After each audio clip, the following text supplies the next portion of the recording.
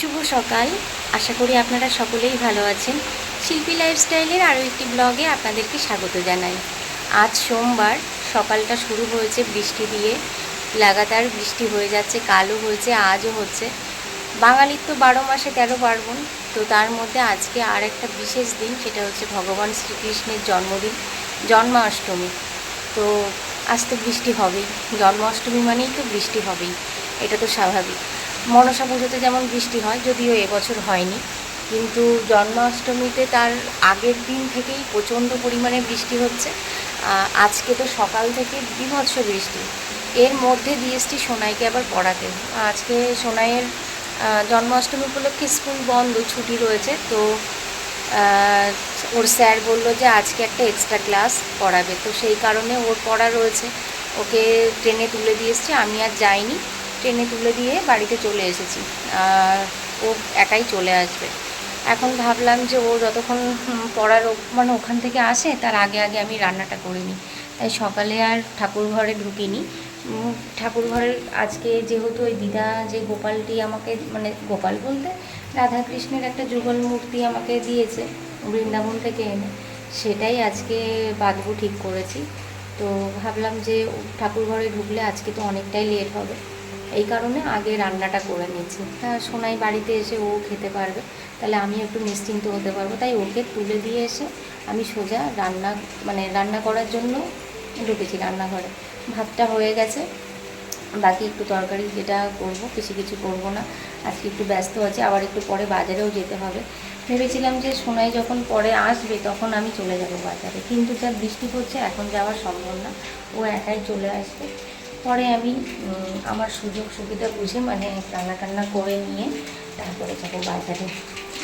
আর এই জন্মাষ্টমী মানেই, আর কিছুদিন আগে মনসা পুজো গেল, আর এখন জন্মাষ্টমী, তারপরেই আসবে বিশ্বকর্মা পুজো। এগুলো আসা মানেই কি পুজো পুজো একটা গন্ধ, তাই তো?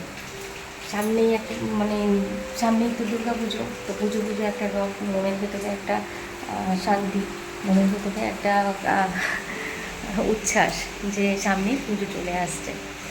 এই পুজোগুলো আসা মানেই দুর্গা পুজো আসতে আর বেশি দেরি নেই, সেটাই তো মনে হয়, তাই তো? সেটাই তো বার্তা, যে এই জন্মাষ্টমী, তারপরে বিশ্বকর্মা পুজো, তো এইগুলো হওয়া মানেই সামনেই পুজো চলে আসছে। চলুন তাহলে রান্নাটা করি। ওদিকে এই সোয়াবিনটা করছি, ডাল হয়ে গেছে, ভাত, এই যে ডাল ভাত সব হয়ে গেছে। আর সোনাইও বাড়িতে চলে এসছে। সোনাই ভাত খায়নি, সোনাইয়ের পরোটা খেতে বেশি ভালোবাসে, ওই জন্য আজকেও পরোটা নিয়ে এসছে। এই যে সে পরোটা খাচ্ছে।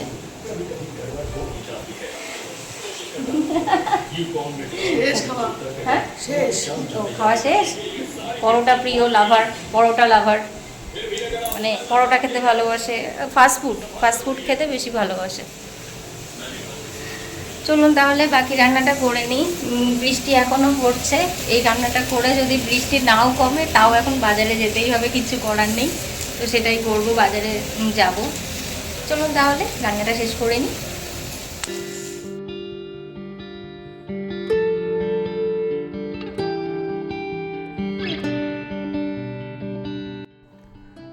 এই যে চলে এসেছি ফুল মার্কেটে।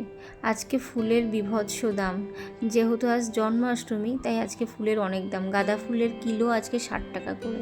আর এই যে গোলাপ দেখছেন, এই গোলাপগুলোর পিস, মানে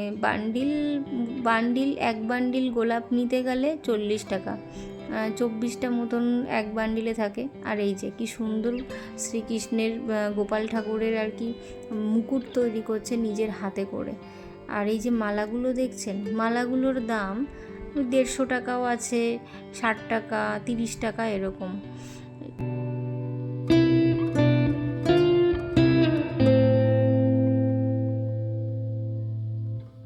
চলে এসেছি মিষ্টির দোকানে।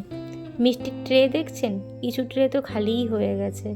নেই বলবো না, আছে অনেক রকম মিষ্টি, ওগুলো খালি হয়ে গেছে, সবাই যেহেতু নিচ্ছে। চলে এসেছি ফলের দোকানে। আজকে যেহেতু পুজো তাই ফলের দাম আগুন ছোঁয়া। এই এখন বাজার করে বাড়িতে আসলাম। বৃষ্টি একটু কমেছিল, এই যে বৃষ্টি একটু কমেছে। আর সেই ফাঁকে গিয়ে টুক করে বাজারটা করে নিয়ে চলে এসেছি। এখন আবার মেঘ করছে, আবার হয়তো বৃষ্টি আসবে। তো এখন ফটাফট স্নান করব, স্নান করে তারপরে যাব ঠাকুর ঘরে। আজকে অনেক বেলা হয়ে গেছে, ঠাকুর ঘরে এখনও পুজো দিতে পারিনি। অন্যদিন তো সকাল সকাল পুজো করে নিই, আজকে মোটামুটি এখন বেজে গেছে 12টা। আরে কি করছিস? 12টা এই যে সোনাইটা, এই যে একটা ময়ূরের পালক এনেছি, সোনাই নিয়ে এসে মুখের মধ্যে এরকম করছে, ওই যে দেখেছেন। তো এখন তাহলে পুজোটা করে নেব, তাড়াতাড়ি করে আগে স্নানটা করব, স্নান করে তারপরে যাব ঠাকুর ঘরে। চলুন তাহলে। যেদিন দেখবেন বেশি ব্যস্ততা, সেদিন সমস্ত কাজ একবারে পড়ে। আজকে এসেছে ফটো ফ্রেম লাগানোর জন্য ড্রিল করতে, আর এই যে ওই ড্রিল মেশিন দিয়ে দেয়ালটা ফুটো করছে বলে সোনু ভয় পাচ্ছে, সোনাই আরও বেশি করে ভয় দেখাচ্ছে। এই জন্য বেচারা কেঁদে টেদে অস্থির। এই যে আমার রাধা কৃষ্ণ, যেটা দিদুন আমাকে এনে দিয়েছে। সাজানোর পরে কেমন লাগছে জানাবেন কিন্তু। পুজো করতে বসে দেখছি তুলসী পাতা নেই, মানে তুলসী পাতা যা রয়েছে হবে না, তাই সোনাইকে বলেছি কিছুটা তুলে আন, তাই গেছে তুলসী পাতা তুলতে।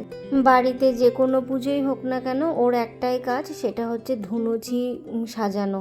ও এটা করতে যে কি ভালোবাসে, মানে এটা আগুন দিয়ে বেশ ধোঁয়া ধোঁয়া হয়, ওর সেটাই ভালো লাগে।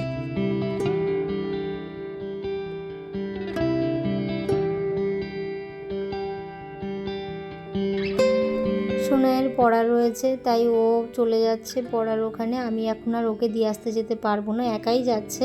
ওখান থেকে চলে যাবে বাপের বাড়ি, তারপরে আমিও যাব সেখানে। আমার রাধাকৃষ্ণটি এতটাই ছোট যে ফুল টুল দিয়ে সাজানোর পরে তাদের আর মুখটাই দেখা যাচ্ছে না। তবুও ভগবান, মানে ঠাকুর বড় হোক বা ছোট, সে তো ভগবানই, তাই না? তো ছোট বা বড় এটা বিচার করে তো লাভ নেই, ভগবান তো ভগবানই হয়।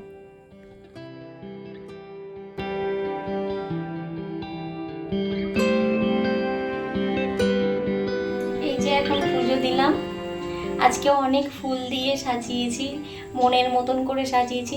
মনের মতন তাও হয়নি, ওই যে ইচ্ছা ছিল সমস্ত ঠাকুরের জন্য একটা করে মালা গাঁথবো, কিন্তু গাঁথতে পারিনি, অনেকটা দেরি হয়ে গেছে তো, তাই জন্য আর মালাটা আর গাঁথা হয়নি। কিন্তু যে কটা মালা এনেছিলাম সেই কটা যেরকম যেরকম হয়েছে, মানে মালাগুলো ছোট ছোট। আর এই এক একটা মালার দাম জানেন কত? বাবা, এক একটা মালার দাম নিয়েছে 30 টাকা পিস। আর যেগুলো খুব বড়, মানে ওই যে ঠাকুরগুলো দেখছেন ওইগুলোর জন্য যে মালাগুলো আমি দাম করছিলাম, সেগুলো সব 150 টাকা 200 টাকা, মানে আজকে মালার খুব দাম। তাও ভেবেছিলাম কি গাঁদা ফুল এনেছি, তো গাঁদা ফুল দিয়ে একটু মালা গেঁথে তারপরে দেবো, কিন্তু মালা গাঁথার আর সময় পাইনি। এদিকে ছেলেও বেরোবে, পড়তে যাবে, সেই কারণে আর ব্যস্ত হয়ে পারিনি। তার মধ্যে বেশি ব্যস্ত হতে গেছি, বেশি ব্যস্ত হতে গিয়ে একটা মানে দুর্ঘটনাই ঘটে যাচ্ছিল আমার সাথে। একটুর জন্য বেঁচে গেছি, মানে এত তাড়াহুড়ো যে এই যে শাড়ির আঁচলে না আগুন ধরে গেছে, মানে বুঝতে পারিনি। আমি এইদিকে সন্তোষী মায়ের দিকে ঘুরে ওই মালাই পরাচ্ছিলাম, তা আমার শাড়ির আঁচলটা বোধহয় একটু বেরিয়েছিল, আর এদিকে মোমবাতি প্রদীপ জ্বলছিল, তো সেই কারণে কি হয়েছে, এই যে আঁচলের খানিকটা পুড়ে গেছে, মানে আগুন ধরে গেছিলো। মানে আমি বুঝতেও পারিনি আগুন ধরে গেছে, পরে যখন আমি পেছন ঘুরে দেখছি কি আগুন জ্বলছে, আমি তারপরে তাড়াতাড়ি করে সেই আগুনটা তো নেভালাম। আর সোনাইকে ডাকছি, সোনাই সোনাই আগুন ধরে গেছে। আর সোনাই তো বাইরে ওই দেখলেন যে ইয়ে করছিল, ওই ধুনোচির ওইটা করছিল, ওই কারণে ও এখানেই ছিল। আমি বলছি সোনাই সোনাই আগুন ধরে গেছে শিগগিরি, ও ভয় পেয়ে গেছে। সঙ্গে সঙ্গে আমি হাত দিয়েই বাড়ি দিয়ে আগুনটাকে নিভিয়েছি। সেটাও রেকর্ডিং হয়েছে, কিন্তু সেটা আর আমি দিলাম না। ওটা আর কেমন লাগে দিতে বলুন, ওটা আর দিইনি। তবে সত্যি একটা দুর্ঘটনা থেকে বেঁচে গেলাম, বড় দুর্ঘটনা ঘটে যেতে পারতো, কিন্তু কি আর করা যাবে, সবই ভগবানের খেলা। ভগবান মারলে তখন তো মরতেই হবে, ভগবান চাইলে সবই হবে, আর ভগবান যেটা করবে সেটাই। উনি যদি এখন বাঁচিয়ে রাখতে চায় তো বাঁচিয়ে রাখবে, উনি যদি মারতে চায় তো মারবে, সেটা ভগবানের ওপরে। কারোর জন্ম মৃত্যু এটা তো কেউ বলতে পারে না, কার কখন আসে না আসে। তবে সত্যি আজকে বড় একটা দুর্ঘটনা থেকে বেঁচে গেছি। এরকম ঘটনা আমার সাথে এই প্রথমবার হলো, যে শাড়িতে শাড়ির আঁচলে আগুন ধরে গেল, তাও পুজো দিতে এসে। ওটা আমারই খামখেয়ালি, আমার ভুলের জন্যই হয়েছে। না, আমি যদি এই শাড়ির আঁচলটা ঠিক করে নিতাম তাহলে হয়তো এটা হতো না। সেটা তো ঠিকই না। একটু যদি আমরা অসাবধানতা হয়ে যাই তাহলেই ব্যাস এমন একটা ঘটনা ঘটে যেতে পারে যেটা আমাদের ধারণার বাইরে। তো আমার মতন যেন আপনাদের কারণ না হয়, সবাই সাবধানে কাজ করবেন, সবাই সুস্থ থাকবেন, ভালো থাকবেন। আমার সত্যি এখনো কেমন যেন মনে হচ্ছে, বাবা আগুনটা অ্যাকচুয়ালি আমি দেখেছি তো, পেছন ঘুরেই দেখছি কি এই শাড়ির আঁচলে আগুন জ্বলছে। তো এইটা এখন মানে মনে পড়লেই আমার ভয় লাগছে। চলুন তাহলে, কি আর করা যাবে, কিছু তো করার নেই। সোনাইও চলে গেছে, আমি একটু পরেই বেরোবো। আমি এখন এখান থেকে বেরিয়ে যাব বাপের বাড়ি। ও বাপের বাড়িতেই যাবে।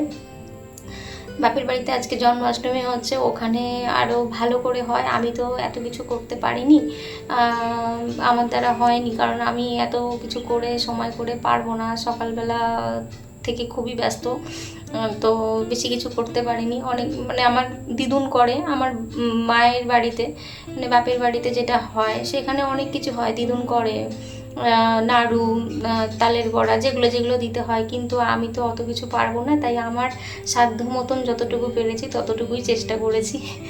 এই চলুন তাহলে, এখন তাহলে বেরোবো, পরে আবার দেখা হচ্ছে।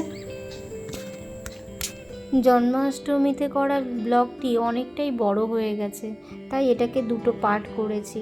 ফার্স্ট পার্টটা কালকে আপলোড করব, আর তার পরের যে সেকেন্ড পার্টটা সেটা তার পরের দিন আপলোড করব। তো আজকের ব্লগটি এখানেই শেষ করছি। আপনারা সবাই ভালো থাকবেন, সুস্থ থাকবেন। আর আমার ব্লগটি যদি ভালো লেগে থাকে অবশ্যই লাইক কমেন্ট করবেন। যারা নতুন দেখছেন তারা অবশ্যই সাবস্ক্রাইব করে দেবেন।